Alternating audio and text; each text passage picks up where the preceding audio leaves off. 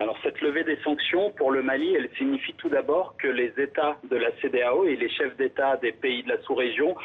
prennent acte des avancées qui ont été menées, c'est-à-dire la nomination d'un président de la transition, d'un vice-président et également d'un premier ministre civil. On a aussi appris hier la désignation de tout un gouvernement et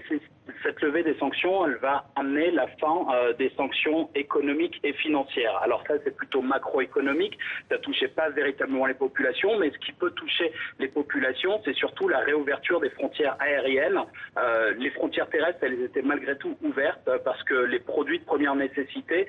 ils continuaient à passer à Bamako, mais je me souviens que dans certains marchés, avec ces sanctions-là, justement, les produits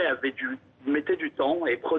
avaient du retard à arriver sur les étals de Bamako, et donc du coup ça contraignait finalement les vendeurs qui se retrouvaient avec des fruits un petit peu périmés ou un petit peu abîmés en provenance du Sénégal et de la Côte d'Ivoire par exemple.